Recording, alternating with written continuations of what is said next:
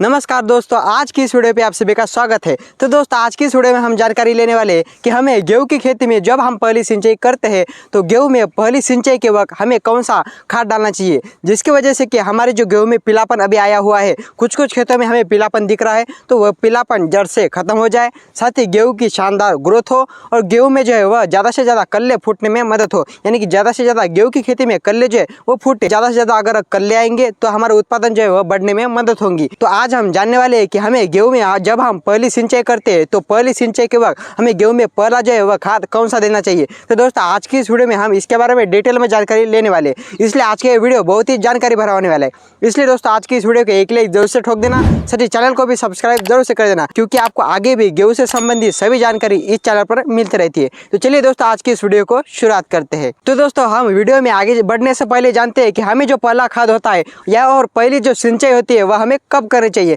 यानी कि कितने दिनों के अंतराल पर हमें पहला खाद और पहली सिंचाई करनी चाहिए। तो दोस्तों जब आप गेहूं की खेती में पहला जो खाद देने वाले हैं तो पहला खाद बुआई के बाद 21 से लेकर 28 दिन तक आपको जो है पहला खाद गेहूं की खेती में देना होता है। अगर आप 21 से लेकर 28 दिनों के बीच में गेहूं को जो है अगर आप खाद देंगे तो आपको जो है वो शानदार रिजल्ट देखने को मिलेंगे, साथ ही जड़ों का जो विकास होता है वह अच्छे से होगा और जो इसमें कल्ले फूटने में भी ज्यादा मदद होगी, यानी कि ज्यादा से ज्यादा कल्ले जो है वह गेहूं में फूटेंगे और जड़ों का भी शानदार विकास होगा। तो आपको जो है वह 21 से लेकर 28 दिन के बीच में गेहूं को जो है वो पहली सिंचाई साथ में पहला खाद जो है वह गेहूं की खेती में देना होता है। तो यह बात आप जरूर से ध्यान में रखिए। तो दोस्तों अब हम जानते हैं कि हमें गेहूं में जो है वह पहली सिंचाई के साथ पहला जो है वह कौन सा खाद देना चाहिए। तो दोस्तों अगर आपने बुआई के वक्त डीएपी इस खाद का अगर इस्तेमाल नहीं किया है तो कभी कभार हमें जो है वह बुआई के वक्त जब हम गेहूं की बुआई करते हैं तो उस टाइम हमें डीएपी जो खाद होता है वह मिलता नहीं है, या कौन सी भी अगर हम फसल की बुआई करें तो हमें वक्त पर जो है वह खाद मिलता नहीं है। तो अगर आपने डीएपी यह खाद बुआई के वक्त अगर डाला नहीं है तो आप 20 से लेकर 25 किलोग्राम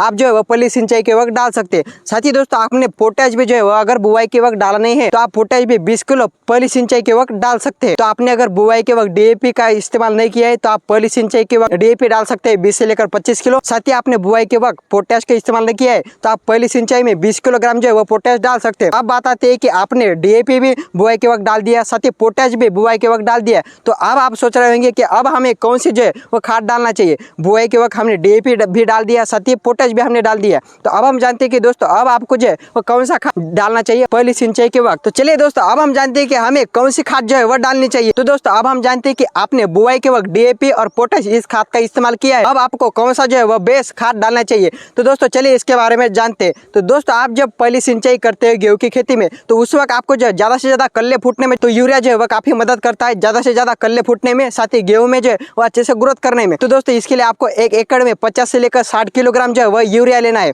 साथ ही दोस्तों आपको इसमें जो है वह जिंक लेना है, तो जिंक जो है वह 33% वाली जो जिंक आती है तो वो लेनी है दोस्तों आपको 7 से लेकर 8 किलोग्राम 1 एकड़ के लिए। और अब आप सोच रहे होंगे कि जो यह जिंक है तो यह हम खेत में डाले कैसे। तो दोस्तों जिंक को डालने के लिए आपको 15 से लेकर 20 किलोग्राम यूरिया लेना है, साथ ही जिंक जो है 33% वाली उसे लेना है, इसे अच्छे से मिलाकर आपके खेत में इसको जो है वह छिटक देना है और उसके बाद सिंचाई कर देनी है। तो इस तरीके से आप जो है वह जिंक डाल सकते हैं। और दोस्तों जो आपकी यूरिया की मात्रा बची हुई है तो आप सिंचाई के बाद डाल सकते हैं, यानी कि जो आपका यूरिया बचा है तो वो आप सिंचाई के बाद में डाल सकते हैं। और दोस्तों आप एक बात जरूर से ध्यान में रखिए, अगर आपको जिंक का जो है वह 100% अगर रिजल्ट लेना है तो आपको जो जिंक है वह सिंचाई से पहले डालना होगा। तो अगर आप जिंक सिंचाई से पहले डालोगे तो आपको जो है वह शानदार रिजल्ट देखने को मिलेगा, 100% जो है वह आपको रिजल्ट देखने को मिलेगा। तो दोस्तों अगर आपको जिंक का रिजल्ट 100% लेना है तो आपको जिंक जो है वह सिंचाई से पहले डालना है। तो अगर आप जिंक सिंचाई से पहले डालोगे तो आपको जो है वह शानदार 100% रिजल्ट देखने को मिलेगा। और यूरिया का अगर आपको 100% रिजल्ट लेना है तो यूरिया आपको सिंचाई के बाद डालना है। अगर आप यूरिया सिंचाई के बाद डालोगे